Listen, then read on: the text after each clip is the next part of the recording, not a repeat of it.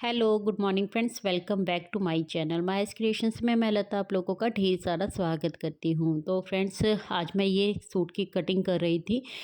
ये कढ़ाई वाला सूट है और इसके गले पर कढ़ाई की हुई है और नीचे जो घेरा होता है उसके ऊपर कढ़ाई की हुई है। लेकिन जो घेरे वाली कढ़ाई है वो काफ़ी चौड़ी है और जितने इस कुर्ते की लेंथ रखनी है ना, उससे ये काफ़ी नीचे जा रहा है। मतलब इसकी लंबाई ज़्यादा बन रही है जितना साइज़ है, ठीक है, उसके अकॉर्डिंग। तो इस तरीके के सूट की कटिंग किस तरीके से करते हैं वो भी मैं इस वीडियो में आप लोगों से बताऊंगी। और जो लोग भी ना सिलाई सीखना चाहते हैं, सिलाई सीखने में इंटरेस्टेड हैं, तो वो लोग भी इस वीडियो को बहुत ही ध्यान से देखें, सुने। और दूसरा, छोटी छोटी टिप्स एंड ट्रिक्स जो बहुत काम आते हैं, हर कोई नहीं बताता है, हम कई बार नज़रअंदाज कर देते हैं। लेकिन जब हम कटिंग करने बैठते हैं ना, तब हमें उन छोटी छोटी बातों का पता होना चाहिए। वो भी आप इसको इस वीडियो में जानने को मिलेगा। आप देख सकते हैं नेक के ऊपर काफ़ी कपड़ा है जो एक्स्ट्रा है, तो हमें वो साथ में कटिंग नहीं करना है, हमें उस कपड़े को भी अलग से निकालना होगा। सबसे पहले तो हम उस कपड़े को कटिंग कर देंगे। इसलिए मैं आप लोगों को बोल रही हूँ कि मैं आप लोग ध्यान से इस वीडियो को देखें भी, सुने भी, ताकि आपको छोटी छोटी बातों का पता हो और कटिंग करते वक्त आपसे गलती ना हो। जो लोग कहते हैं ना कि सिलाई करने पर कुछ ना कुछ मिस्टेक्स रह जाती हैं, तो छोटी छोटी बातों का ध्यान रखें, वो हमें कटिंग करते वक्त ही रखना होता है। तो देख सकते हैं वो पट्टी है जो ऊपर की, वो मैंने निकाल दी है साइड में। अब आप इसके गले की तरफ ध्यान दें। इस गले की चौड़ाई भी बहुत ज़्यादा है, मतलब 3 साढ़े 3 इंच के आसपास है। तो उसको भी हमें जब सिलाई करनी है ना, तब हमें कट करना है, अभी हमें कटिंग नहीं करनी है। कभी भी ऐसा गला बना हुआ आए ना, तो उसकी कटिंग पहले नहीं करनी है आपको। सबसे पहले कपड़े को जब भी आप कटिंग करने बैठते हैं, उस कपड़े को पूरा समझें। खासकर कोई भी जो वर्क वाला कपड़ा होता है ना, उसको समझना बहुत ज़्यादा ज़रूरी है और कस्टमर से भी पहले ही डिस्कस कर लीजिए। मेरे पास जब ये सूट आया था तभी मैंने कस्टमर को बता दिया था कि इसकी स्लीव्स पे कोई भी कढ़ाई नहीं है, स्लीव्स का नहीं है, और लेंथ है जो उनके सामने ही मैंने ले ली थी। तो इस तरीके से आपको भी अपने कस्टमर के सामने ही सारी चीज़ें क्लियर कर देनी होती है। तो अब देखिए, ये बॉर्डर वाला जहाँ तक है, जहाँ तक इस कपड़े की मतलब लेंथ लेनी है, मुझे 36 तैयार लेंथ रखनी है इसकी। तो वहीं तक मैंने इसको कट कर लिया है। और अब इसके बॉर्डर से ही, पूरे बॉर्डर में से हाफ बॉर्डर मैं स्लीव्स के लिए भी यूज़ करूँगी और हाफ बॉर्डर मैं घेरे के ऊपर भी यूज़ करूँगी। इससे इस कुर्ती की जो लुक है ज़्यादा अच्छी आएगी, रादर देन कि मैं इसको ऐसे के ऐसे एज इट जैसे ये बना हुआ आया था वैसे ही बना के दे देती। कस्टमर को बोलती कि कोई बात नहीं, आप लेंथ एडजस्ट कर लीजिए, इसकी लंबाई ज़्यादा पहन लीजिए। ऐसा नहीं करना है हमें। थोड़ा सा कस्टमर को समझते हुए और उनकी डिमांड को समझते हुए हमें कटिंग करनी होती है, उनको बना के देना होता है। यहाँ पर मैं आपको गला भी दिखा रही थी कि देखिए इस गले की कितनी चौड़ाई है। तो मैंने अपनी पिछली वीडियो में भी बताया था, कटिंग वीडियो में, कि गला जब ऐसे चौड़ाई वाला आता है तो उसको पहले हमें अंदर से सिलाई लगानी होती है और फिर उसको हमें कट करना होता है और फिर हमें बनाना होता है। पिछला सूट जो मैंने आपको बताया था वो सेम इन्हीं क्लाइंट का था और इस कस्टमर को वो सूट बहुत पसंद आया। गला गला बहुत अच्छा लगा उनको, कि उनका बिल्कुल भी कंधा है जो इधर उधर नहीं खिसक रहा था। जैसा उनको चाहिए था सेम वैसा ही सूट बनाकर मैंने उनको दिया। तो इस तरीके से मेरे कस्टमर हमेशा मुझसे हैप्पी होकर जाते हैं, क्योंकि मैं उनकी डिमांड का भी ध्यान रखती हूँ और अपने सजेशन देना बिल्कुल नहीं भूलती हूँ। यहाँ पर आपको एक और सजेशन देना चाहूँगी। आप उल्टा सीधा कपड़ा देखने के लिए, क्या होता है ना, अब देखिए जैसे ये सीधे वाला कपड़ा होता है और ऊपर की तरफ जो आती है ना ये छेद छेद, तो ये हमेशा उल्टा होता है। लेकिन इस कढ़ाई में जो सीधा कपड़ा था ना, वो ये छेद वाला था और जो प्लेन वाला था ना, वो उल्टा साइड था। तो इस चीज़ का भी ध्यान रखना होता है, क्योंकि अगर आप निशान मार्किंग नहीं करोगे ना, तो आप उल्टा सीधा कपड़ा भी बना सकते हो। तो इसलिए कढ़ाई के अकॉर्डिंग ही हमें इस तरीके के फैब्रिक को देखना होता है। और इस तरीके से मैंने सारे कहीं पर छोटे छोटे निशान हैं जो मार्किंग है जो कर दी है, ताकि कटिंग करते वक्त फिर मुझे कोई और परेशानी ना आए, क्योंकि बाकी सारा का सारा कपड़ा है जो वो प्लेन है। और इससे एक फ़ायदा और होता है कि आप के अगर कपड़े में कोई भी कांट छाट है, कहीं पे कोई कट लगा हुआ है, तो वो भी अच्छे से विजिबल हो जाता है। जब कोई कढ़ाई वाला नहीं होता है ना, तब हमें उल्टा सीधा उसी तरीके से देखना होता है कि प्लेन वाला जो होता है वो सीधा साइड होता है और छेद वाला साइड जो होता है वो उल्टा होता है। लेकिन इसमें उल्टा था, इस वजह से मार्किंग करना बहुत ज़्यादा ज़रूरी है। इसलिए मैं आप लोगों को छोटी छोटी बातें हैं जो कटिंग वीडियो में हमेशा बताने की कोशिश करती हूँ, कि कहीं से कोई चीज़, कोई पॉइंट है जो स्किप ना हो जाए। और अगर अभी भी आपके दिमाग में कोई भी ऐसा कोई सवाल हो जो मैं बताना भूल गई हूँ, तो आप मुझसे कमेंट सेक्शन में ज़रूर से पूछ सकते हो। बहुत सारी बातें हैं जो मैं इस वीडियो में आप लोगों को बताना चाहती हूँ। देखिए, जब भी कई बार ऐसे सवाल आ जाते हैं ना कि किस तरीके से है जो स्टार्ट किया जाए, क्या चीज़ें हैं जो हमें पहले सीखनी चाहिए। देखिए, सुई धागा चलाना या फिर हाथ से काम करना आपको आता ही होगा, तभी आपका स्टिचिंग में इंटरेस्ट है। मशीन चलाना, सिंपल हाथ वाली जो मशीन होती है वो भी अगर आपको चलाना आता है तो जाहिर सी बात है आपका थोड़ा बहुत इंटरेस्ट तो है ही, है ना। सिंपल सूट से ही सिर्फ आपको स्टार्ट करना है, कोई तामझाम नहीं करना है। पहले सिंपल सूट बनाना सीखिए। और कटिंग करना सबसे ज़्यादा, सिलाई से भी ज़्यादा इम्पॉर्टेंट है कटिंग करना।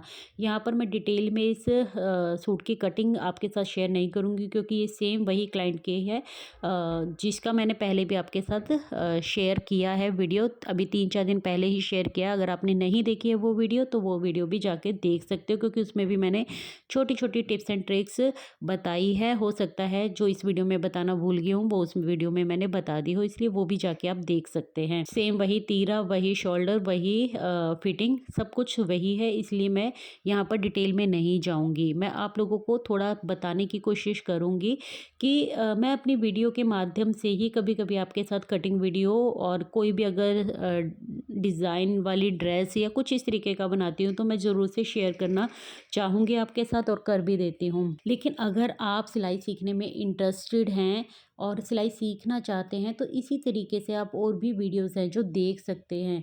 और जितनी आप वीडियोस देखेंगे उतना आपका दिमाग खुलेगा, आपको समझ में आएगा कि किस तरीके से आपको कटिंग करनी है। दूसरा, एक चीज़ का और ध्यान देने वाली बात ये भी होती है कि सबकी कटिंग करने का तरीका अलग हो सकता है। सिलाई तो नहीं सीखी है किसी से, कोई यहाँ पर मैंने क्लास ज्वाइन नहीं की है कभी, मैंने सब सिर्फ देख कर अपने आप से समझ कर ही चीज़ें की हैं। और जो चीज़ें मुझे नहीं आती थी, मैंने खुद ने यूट्यूब का सहारा लिया है उन चीज़ों को सीखने के लिए। तो यूट्यूब आज के टाइम पर एक ऐसा प्लेटफॉर्म है जो हमें सब चीज़ें सिखा सकता है। हर एक फील्ड से जुड़ी हुई चीज़ आप इसके ऊपर सीख सकते हैं, समझ सकते हैं। तो कहीं भी जाने की ज़रूरत नहीं होती है।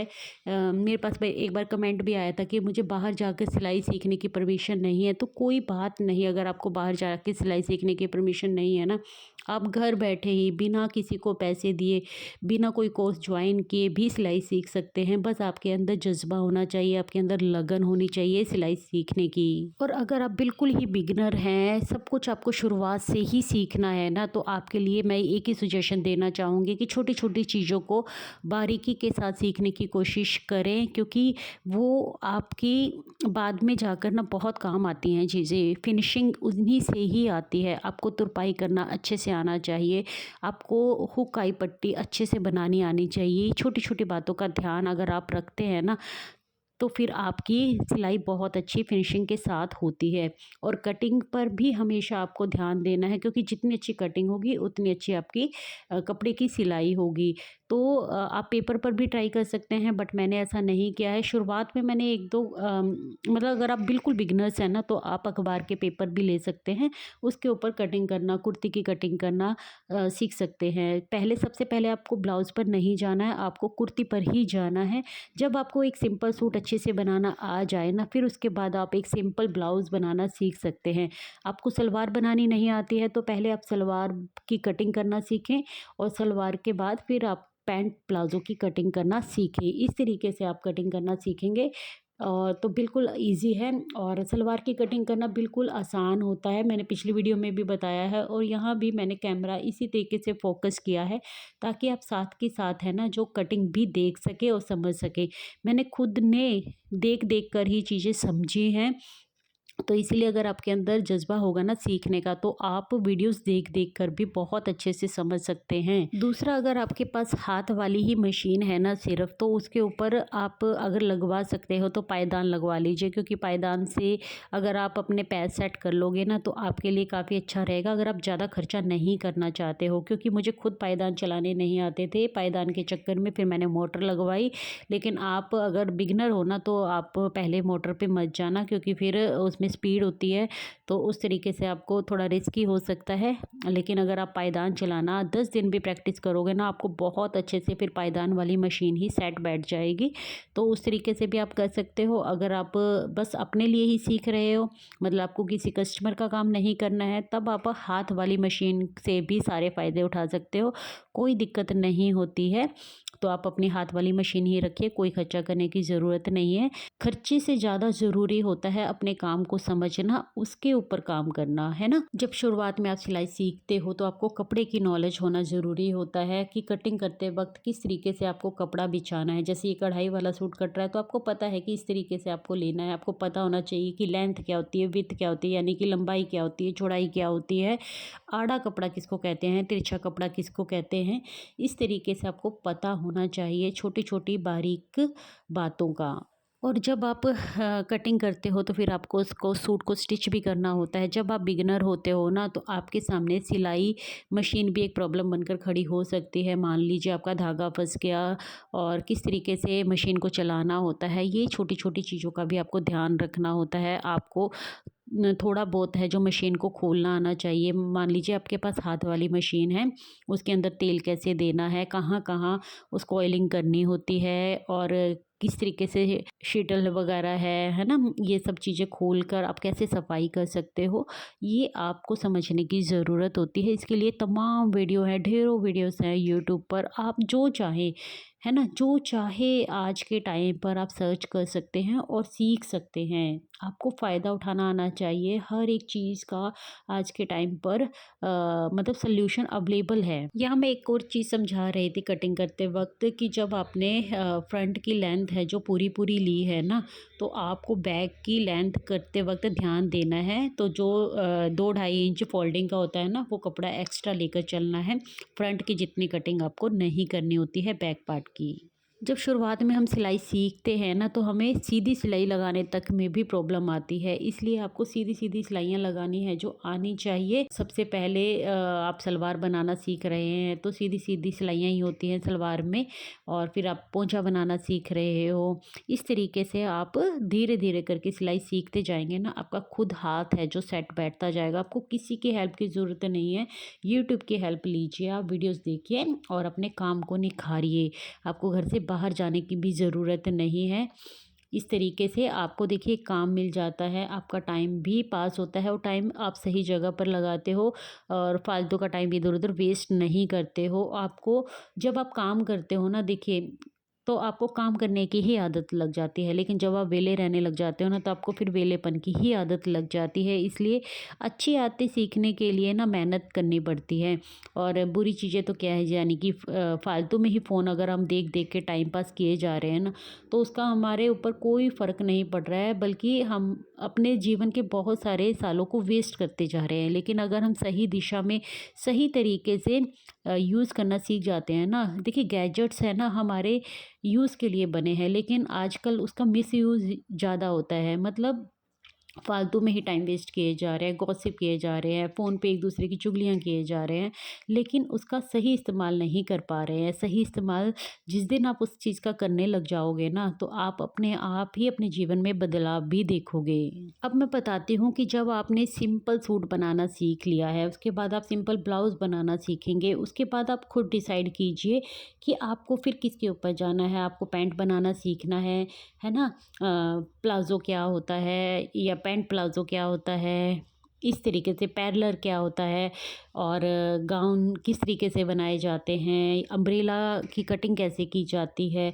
धीरे धीरे करके आप इसमें मास्टरी हासिल कर लेंगे। आपको खुद समझ में आएगा कि आपने कितना कुछ सीख लिया है। बस शुरुआत में आपको सीखते वक्त ना खिचड़ी नहीं बनानी है, आपको थोड़ा पेशेंस भी रखना है। कई बार हम ना उतावलेपन में भी आ जाते हैं और सारी चीज़ों को मिक्स कर देते हैं, कोई भी एक चीज़ ढंग से नहीं सीख पाते हैं।